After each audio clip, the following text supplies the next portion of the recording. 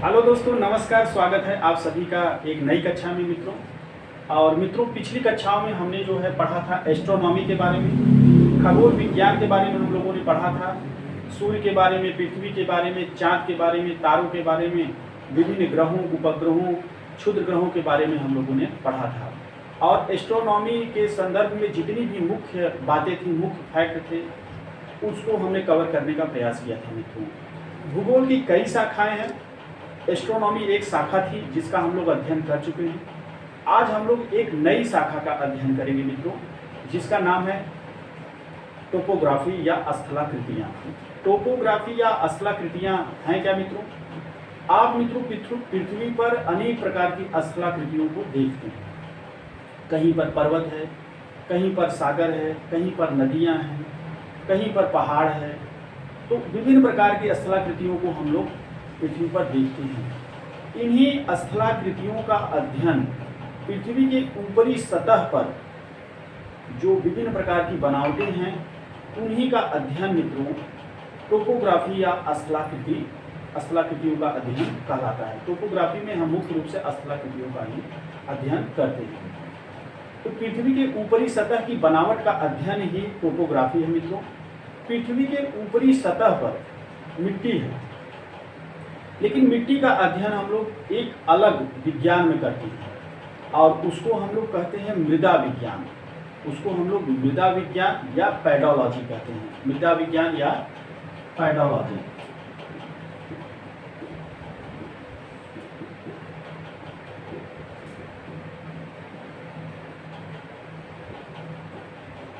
ये तो रहा मिट्टी का अध्ययन। स्पेशली मिट्टी का अध्ययन जो हम करते हैं उसको मृदा विज्ञान या पैडोलॉजी कहते हैं। एक और होता है पैडागॉगी, वो अलग चीज़ होता है और उसका कोई मतलब नहीं है हमारे विषय वस्तु से, तो उसको छोड़िए। पैडोलॉजी और पैडागॉगी को समझते रहिएगा।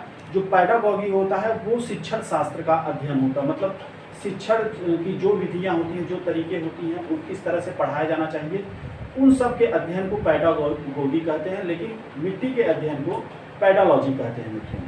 तो आज हम लोग विभिन्न स्थलाकृतियों का अध्ययन करेंगे।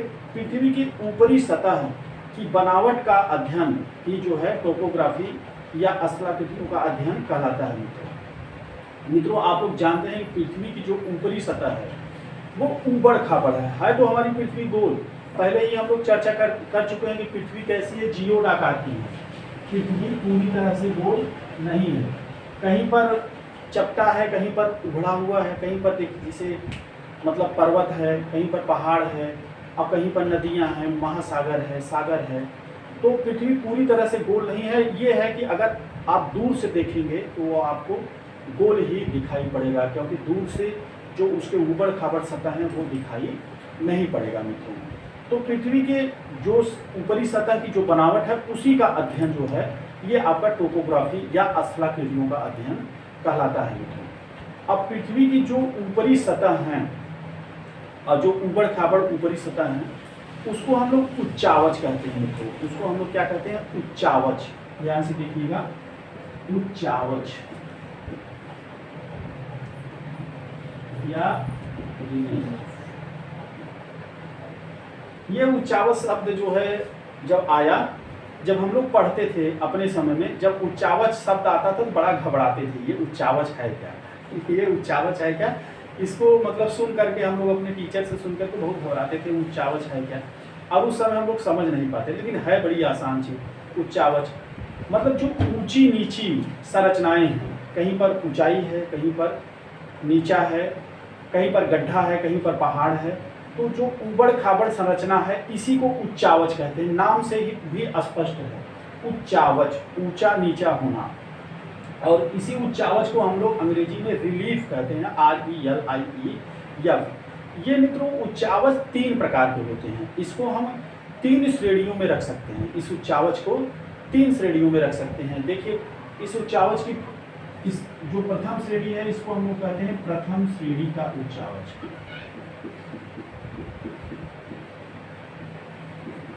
प्रथम श्रेणी के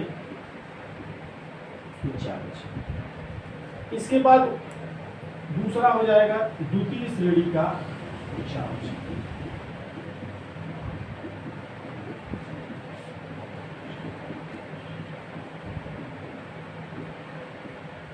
अब तीसरा हो जाएगा तृतीय श्रेणी का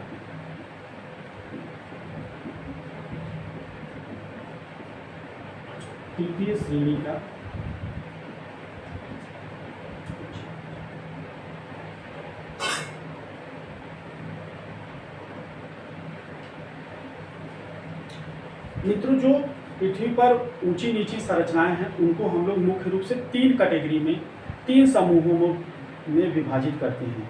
ये हो गया पहला हमारा प्रथम श्रेणी का उच्चावच, मतलब ऐसे उच्चावच, ऐसी ऊंची नीची भूमि जिसको हम लोग प्रथम श्रेणी में रखते हैं, वो प्रथम श्रेणी का उच्चावच हो गया।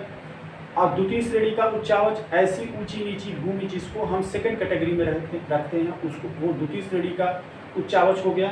और तृतीय श्रेणी का उच्चावच, इसके बारे में भी हम लोग बताएंगे मित्रों। देखिए, अब हम लोग सबसे पहले जान लेते हैं। देखिए, ये परीक्षा में अक्सर पूछता है, आपको कुछ स्थलाकृतियों के नाम दे देंगे और उसमें पूछेंगे ये प्रथम श्रेणी का उच्चावच है, द्वितीय श्रेणी का उच्चावच है या तृतीय श्रेणी का उच्चावच है, इस तरह से पूछता है। तो देखिए, ये पहले हम लोग प्रथम श्रेणी का उच्चावच जानने का प्रयास करते हैं। पूरी पृथ्वी पर मुख्य रूप से 2 ही स्थलाकृतियाँ हैं। अगर आप देखें, मुख्य रूप से 2 ही स्थलाकृतियाँ हैं, जिसे पूरी पृथ्वी पर या तो महाद्वीप है या तो महासागर है। अगर देखें हम लोग इस तरह से, तो पूरी पृथ्वी पर या तो महाद्वीप है या तो महासागर है। मुख्य रूप से 2 ही संरचनाएं पाई जाती हैं। तो प्रथम श्रेणी के उच्चावच में हम लोग 2 चीज़ों को रखेंगे, महाद्वीप को और महासागर। ये हो गया महाद्वीप और महासागर,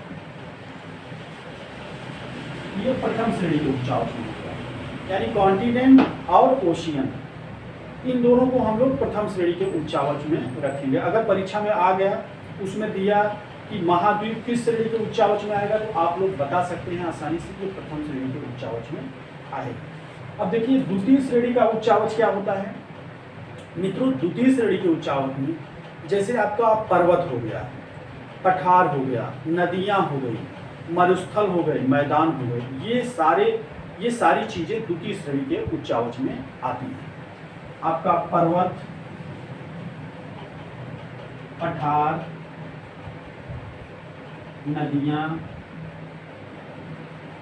मैदान आदि, ये द्वितीय श्रेणी के उच्चावच में आते हैं। अब आइए देखते हैं तृतीय श्रेणी के उच्चावच या ऊंची नीची भूमियाँ क्या हैं। तृतीय श्रेणी के उच्चावच में हम किसको रखेंगे। देखिए मित्रों, जैसे ये पर्वत हुआ, पठार हुआ, नदियाँ हुआ, मैदान हुआ, इन सभी में कुछ न कुछ, मतलब इन सभी के कारण कुछ न कुछ संरचनाएं बनती रहती हैं। मतलब द्वितीय श्रेणी के उच्चावच में अपक्षय, अपर्दन, निक्षेपण के फलस्वरूप, इनके द्वारा जो अपक्षय, अपर्दन या निक्षेपण के फलस्वरूप जो संरचनाएं बनती हैं पृथ्वी पर, जो विभिन्न आकृतियां बनती हैं, उनको हम तृतीय श्रेणी का उच्चावच कहते हैं। उनको हम लोग तृतीय श्रेणी के उच्चावच में रखते हैं। जैसे आप जान लीजिए, जैसे एक नदी चलती है, तो वो नदी कभी वी आकार की घाटी बनाती है, कभी छिद्रिका बनाता है, कभी यस आकार का घाटी बनाता है। तो ये सब जो संरचनाएं बनती हैं, उनको हम लोग तृतीय श्रेणी का उच्चावच कहते हैं। जैसे आपका हो गया वी आकार की घाटी, यू आकार की घाटी, लोयस हो गया मित्रों। लोयस क्या कहते हैं, जो मरुस्थल में जो बालू बिछा रहता है उसको लोयस कहते हैं। और बहुत सारी चीज़ें हैं, लेकिन यहाँ लिखने से अभी कोई फायदा है नहीं, क्योंकि अभी हम लोग उन चीज़ों से अभी परिचित नहीं हैं। जैसे जैसे हम लोग पढ़ेंगे, हम लोग जान जाएंगे तृतीय श्रेणी के उच्चावच में क्या है। तो मुख्य रूप से ये है क्या कि जो विभिन्न स्थलाकृतियाँ, मतलब टोपोग्राफी में किया क्या जाता है मित्रों। टोपोग्राफी भूगोल की एक शाखा है और इसमें किसका अध्ययन किया जाता है, पृथ्वी के ऊपरी परत की बनावट का अध्ययन किया जाता है। पृथ्वी की ऊपरी परत पर कहीं पहाड़ है, कहीं सागर है, कहीं झरने हैं, कहीं क्या है, तो पृथ्वी के ऊपरी परत के बनावट के अध्ययन को ही हम लोग टोपोग्राफी कहते हैं। उसको भूगोल की एक अलग शाखा में हम लोग पढ़ते हैं। लेकिन टोपोग्राफी में मिट्टी का अध्ययन नहीं किया जाता है। मिट्टी का अध्ययन स्पेशली मृदा विज्ञान में किया जाता है, उसको पेडोलॉजी कहते हैं। और जो हमारी पृथ्वी है वो जियोड आकार की है, ऊबड़ खाबड़ है, उसमें ऊंची नीची संरचनाएं हमको देखने को मिलती हैं। इन ऊंची नीची संरचनाओं को हम लोग उच्चावच कहते हैं। और मैं अभी आपसे चर्चा किया कि जब मैं पढ़ता था तो मुझे उच्चावच शब्द से बड़ी घबराहट होती थी, मुझे नहीं समझ में आता था कि ये उच्चावच है क्या, लेकिन आज मुझे बहुत आसान लगता है। तो उच्चावच है क्या? जो ऊबड़ खाबड़ भूमि है, कहीं पर ऊंचाई है, कहीं पर निचाई है, हमारी पृथ्वी पूरी तरह से समतल नहीं है, जो ऊबड़ खाबड़ भूमि है उन्हीं को हम लोग उच्चावच कहते हैं। और इस उच्चावच को हम लोग मुख्य रूप से 3 श्रेणियों में बांटते हैं। प्रथम श्रेणी के उच्चावच, द्वितीय श्रेणी के उच्चावच और तृतीय श्रेणी के उच्चावच में। प्रथम श्रेणी के उच्चावच में मुख्य रूप से 2 चीजें आ जाती हैं। हमारी पृथ्वी पर है क्या? मुख्य रूप से महाद्वीप है, कॉन्टिनेंट है और महासागर है। तो प्रथम श्रेणी के उच्चावच में हम लोग महाद्वीप और महासागर को रखते हैं। और ये द्वितीय श्रेणी का उच्चावच मित्रों, द्वितीय श्रेणी के उच्चावच में आपके पर्वत आ जाते हैं, पठार आ जाते हैं, नदियां आ जाती हैं, मरुस्थल आ जाते हैं। इन सारी चीजों को हम लोग द्वितीय श्रेणी के उच्चावच में रखते हैं। और तृतीय श्रेणी का उच्चावच क्या है मित्रों? जब द्वितीय श्रेणी के उच्चावच के द्वारा कुछ स्थलाकृतियों का निर्माण होता है तो उसको हम लोग तृतीय श्रेणी का उच्चावच कहते हैं। जैसे है आपकी नदियां ही हैं, जब बहती हैं तो नदियों के द्वारा विभिन्न स्थलाकृतियों का निर्माण होता है, उसको हम लोग आगे बढ़ेंगे। पर्वतों पर भी कुछ न कुछ विभिन्न प्रकार की स्थलाकृतियों का निर्माण होता है, पठारों पर भी होता है। तो द्वितीय श्रेणी के उच्चावच में अपक्षय, अपर्दन, निक्षेपण के फलस्वरूप जो विभिन्न प्रकार की स्थलाकृतियों का निर्माण होता है मित्रों, उसको हम लोग तृतीय श्रेणी के उच्चावच में रखते हैं। और जो हम लोग इस टोपोग्राफी में पढ़ेंगे मित्रों, स्पेशली हम लोग इसी तृतीय श्रेणी के उच्चावचों का ही अध्ययन करेंगे मित्रों। तो देखिए अभी आप लोगों के सामने एक नया शब्द आया, अपक्षय, अपर्दन, निक्षेपण। मित्रों जब तक हम लोग इन 3 शब्दों के मूलभूत अर्थ से और इनकी प्रकृति से परिचित नहीं होंगे तब तक हमको आगे की टोपोग्राफी समझ में नहीं आएगी। तो मित्रों अभी मैं आपको बताऊंगा अपक्षय, अपर्दन, निक्षेपण के बारे में। इसके बारे में आप लोग ध्यान से सुनिएगा, ये है क्या। तो 3 चीजें हैं मित्रों।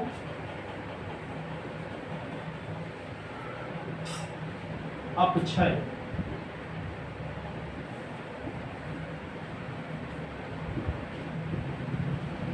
देखने में या सुनने में लग रहा है बड़ा कठिन शब्द है, लेकिन मित्रों है नहीं कुछ कठिन शब्द। किसी चीज को हम लोग अपने भौतिक जीवन से जोड़ें, अपने परिवेश से जोड़ करके देखें, बहुत आसान हो जाता है। ये अपक्षय है क्या? अपक्षय का मतलब अगर आप लोग देखेंगे तो इसका मतलब आएगा टूट फूट।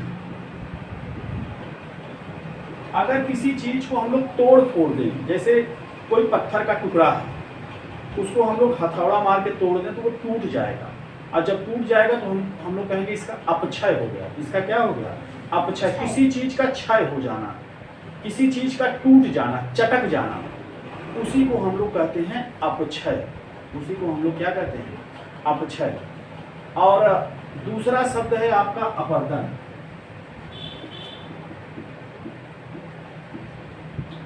मित्रों अपर्दन को अगर हम लोग ध्यान से देखेंगे तो अपर्दन का मतलब होता है एक तरह से हम लोग अपनी शब्दावली में कहें घिसावट।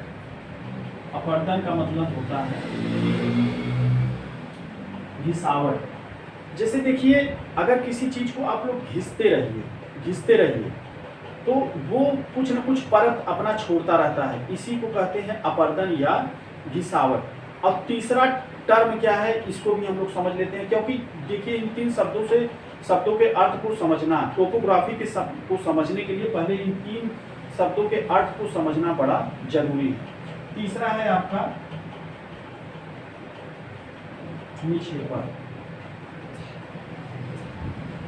निक्षेपण का अर्थ होता है मित्रों जमा हो जाना। निक्षेपण का अर्थ होता है जमा हो जाना। अपक्षय का अर्थ होता है मित्रों टूट फूट। किसी चीज को हम लोग तोड़ दें तो उसको हम लोग कहेंगे अपक्षय। हथौड़ा मारकर किसी ईंट को हम तोड़ दें तो कहेंगे ईंट का अपक्षय हो गया। लेकिन मित्रों देखिए ये जो अपक्षय होता है ये 2 कारणों से होता है। एक ही टूट फूट सिर्फ एक कारण से नहीं होता है, टूट फूट 2 कारण से होता है। पहला हो गया भौतिक कारण, भौतिक कारण से। अब दूसरा हो गया आपका रासायनिक कारण से। देखिए किसी चीज में टूट फूट दो कारणों से हो सकती है, भौतिक कारण से, रासायनिक कारण से। भौतिक कारण क्या है मित्रों? भौतिक कारण है जब हम किसी चीज पर बल डालकर, बल या दाब डालकर उसमें कुछ न कुछ परिवर्तन कर देते हैं, तब बल या दाब के कारण जो अपक्षय होती है, जो टूट फूट की क्रिया होती है, उसको हम लोग कहते हैं अपक्षय, उसको कहते हैं रासायनिक अपक्षय। और किसी चीज, सॉरी मित्रों, उसको कहते हैं हम लोग भौतिक अपक्षय। किसी चीज में बल या दाब के कारण जो टूट फूट होती है उसको हम लोग कहते हैं भौतिक अपक्षय। और दूसरा अपक्षय क्या है? रासायनिक अपक्षय है। किसी चीज में जब किसी रासायनिक कारणों से, अम्ल या क्षार के कारण या किसी अन्य रासायनिक कारण से जो टूट फूट की क्रिया होती है उसको हम लोग कहते हैं रासायनिक अपक्षय। ये अम्ल या क्षार की वजह से या किसी अन्य रासायनिक क्रिया के कारण होता है रासायनिक अपक्षय। तो अपक्षय का मुख्य रूप से मतलब क्या है? टूट फूट। तो जैसे कोई चीज है वो टूट जाए, किसी कारण से टूट जाए, चटक जाए, तो उसको हम लोग कहते हैं अपक्षय। अपर्दन क्या है? अपर्दन का मतलब मित्रों घिसावट है। घिसावट, किसी चीज में लगातार घिसावट होना। जैसे हम लोग कुएं से पानी निकालते हैं तो रस्सी जो है उस कुएं पर आती जाती रहती है, तो आप ध्यान से देखेंगे वहाँ उस जगह क्या हो जाता है? गड्ढा हो जाता है। वो घिसावट है, वो अपर्दन है। किसी चीज में घिसावट होना, किसी चीज, जैसे कोई चीज है कि उसके सतह का मतलब थोड़ा थोड़ा करके जो है निकलना, वो क्या है? अपर्दन है। अपर्दन का सीधा सीधा मतलब है घिसावट। और निक्षेपण का क्या मतलब है मित्रों? जैसे जो घिसावट हुआ, जो टूट फूट की क्रिया हुई, वो कहीं जाकर, वो सब सारी चीजें जाकर के उसके जो उत्पाद हैं कहीं जाकर के इकट्ठा हो जाए, तो वो हो गया अपर्दन। इसको हम लोग अपने व्यवहारिक जीवन से जोड़ करके समझने का प्रयास करते हैं मित्रों। जैसे देखिए घर में आप लोगों ने देखा होगा, आप लोगों के यहाँ सील होता होगा, एक बट्टा होता होगा, मतलब उसको कहते हैं सील, और लोढ़ा टाइप का उसका होता है। तो जैसे मित्रों आप कोई मसाला लेते हैं तो पहले क्या करते हैं? उस बट्टे से सील पर उसे पूछते हैं, उसी से उसको मारते हैं। तो आप क्या कर रहे हैं? आप तोड़ फोड़ कर रहे हैं। जैसे आपने लहसुन ले लिया, प्याज ले लिया और उसको सील पर रख करके इसे खूब पूछ रहे हैं, तो आप उसमें क्या कर रहे हैं? अपक्षय कर रहे हैं, मतलब टूट फूट के द्वारा उसको उसमें टूट फूट हो रही है। जैसे आप उस लोढ़े से बल पैदा कर रहे हैं, वो लोढ़ा उस वस्तु पर जाकर गिर रहा है, तो वो छोटा छोटा टूट जाता है। और टूटने के बाद आप लोग क्या करते हैं मित्रों? उसको खूब सील में, मतलब लोहे से सील में खूब घिसते हैं। तो ये क्या हो गया? उसमें घिसावट हो रही लगातार, ये हो गया आपका अपर्दन। और निक्षेपण क्या होता है? जब आप खूब घिस लेते हैं तो उसको मतलब गुलिया करके कहीं पर इकट्ठा कर लेते हैं मित्रों, ये हो गया निक्षेपण। जैसे हमने समझाने के टर्म में इसको, मतलब व्यवहारिक जीवन से आप इसको जोड़ करके देखिए। जैसे अब आप मान लीजिए आपके घर की सतह पर, आपके घर के फ्लोर पर बहुत सारा धूल बैठा हुआ है। आपने झाड़ू उठाया और झाड़ू उठा करके उस धूल को धीरे धीरे बटोरना शुरू किया। तो ये क्या हो रहा है? मतलब घिसावट हो रही है, घिसावट के द्वारा वो धूल जो है बटोरा जा रहा है, तो ये अपर्दन हुआ। अब आपने धूल सारा धूल बटोर लिया, अब बटोर कर कहीं पर उसको मतलब जमा कर लिया, इकट्ठा कर लिया। तो इकट्ठा करना क्या हो गया? निक्षेपण हो गया। तो मित्रों जो तृतीय श्रेणी के उच्चावच बनते हैं, इन्हीं मुख्य रूप से 3 क्रियाओं के कारण बनते हैं: अपक्षय, अपर्दन और निक्षेपण। अपक्षय का मतलब हुआ टूट फूट, और अपर्दन का मतलब हुआ घिसावट, और निक्षेपण का मतलब हुआ कहीं किसी चीज का जमा हो जाना मित्रों। और इन्हीं 3 शब्दों से मतलब इन्हीं 3 शब्दों मतलब अर्थ बताया। इन्हीं 3 क्रियाओं के कारण, अपक्षय, अपर्दन, निक्षेपण के कारण तृतीय श्रेणी के उच्चावच का निर्माण होता है। और जैसे हमारी नदियां हैं, जैसे मित्रों हमारी नदियां हैं, हमारी नदियां अपक्षय करती हैं, अपर्दन करती हैं और निक्षेपण करती हैं। और उन नदियों के कारण, उन नदियों के अपक्षय, अपर्दन, निक्षेपण करने के कारण विभिन्न प्रकार की अश्लाकृतियों का निर्माण होता है, जिसका हम लोग अध्ययन करेंगे वो सारी स्थलाकृतियाँ तृतीय श्रेणी के उच्चावच में आती हैं। देखिए जो मित्रों नदियाँ होती हैं, ये नदियाँ जिस स्थान से निकलती हैं, नदी कहीं न कहीं से निकलेगी, तो ये नदियाँ मित्रों जिस स्थान से निकलती हैं उसे कहते हैं उद्गम। उसे क्या कहेंगे? उद्गम या मुहाना। नहीं, उद्गम, उसको कहेंगे उद्गम। नदियाँ जिस स्थान से निकलती हैं उसको उद्गम कहेंगे। जैसे आपकी गंगा नदी है, गंगा नदी गंगोत्री हिमानी से निकलती है, तो गंगा नदी का उद्गम क्या है? गंगोत्री हिमानी है। यमुना नदी है, आपकी यमुना नदी यमुनोत्री हिमानी से निकलती है, तो यमुना नदी का उद्गम क्या है? यमुनोत्री हिमानी है। और भी बहुत सारी नदियां हैं जो तिब्बत के पठार से निकलती हैं, जैसे आपका ब्रह्मपुत्र की नदियां हो गया। तो नदियां जहां से निकलती हैं उसको हम लोग कहते हैं उद्गम। और नदियां जहां पर गिरती हैं, जैसे नदियां जाएंगी तो समुद्र में गिरेंगी बह करके, जहां पर गिरती हैं उसको हम क्या कहते हैं? नदी का मुहाना कहते हैं। जहां गिरती हैं, जैसे हमारी गंगा नदी है, ये बंगाल की खाड़ी में गिरती है, तो गंगा नदी बंगाल की खाड़ी पर गिरती है। तो नदियां में दो चीजें हो गई, एक आपका हो गया उद्गम और दूसरा हो गया आपका मुहाना हो गया। उद्गम और मुहाना। नदियां अपने उद्गम से चलकर जिस स्थान पर गिरती हैं,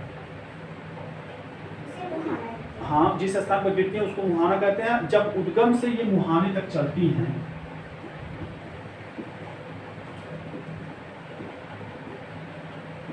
मतलब चली, इसके बाद ये कहीं न कहीं गिरेंगी। जब ये उद्गम से मुहाने तक चलती हैं तो इस क्रिया में ये अपक्षय भी करती हैं, इस प्रक्रिया में अपक्षय भी करती हैं, अपर्दन भी करती हैं और निक्षेपण भी करती हैं। और इनके अपक्षय, अपर्दन और निक्षेपण करने के कारण बहुत सारी स्थलाकृतियों का निर्माण होता है। मित्रों जो नदियाँ होती हैं उनकी मुख्य रूप से तीन अवस्थाएं होती हैं। नदियों की मुख्य रूप से तीन अवस्थाएं होती हैं। पहली अवस्था युवावस्था, दूसरी अवस्था है आपका उनका प्रौढ़ावस्था, और तीसरी अवस्था है वृद्धावस्था। मित्रों जो नदियों की अवस्था है तो मनुष्यों की अवस्था के नाम पर इसका नाम रखा गया, लेकिन इसका उम्र से कोई संबंध नहीं। नदियों की अवस्था का संबंध उनकी ढाल से है। मित्रों देखिए, जैसे नदियों की अवस्था का संबंध उनकी ढाल से है। आप लोग समझने का प्रयास करिएगा इस बात को। जैसे देखिए मित्रों, जब नदी पर्वत से नीचे उतरेगी तो ढाल बहुत ज़्यादा होता है। जब जैसे मान लीजिए ये पर्वत है, ये आपका पर्वत है, यहाँ से कोई नदी नीचे की तरफ जा रही है। जब नदी पर्वत से नीचे की तरफ उतरती है तो वहाँ पर ढाल बहुत ज़्यादा होती है। नदियों को ताकत, नदियों को बल उसकी ढाल के कारण मिलता है। नदियों को बल उसकी ढाल के कारण मिलता है। हम लोगों को बल उम्र के अनुसार मिलता है, लेकिन नदियों को बल जो है उनकी ढाल के कारण मिलता है।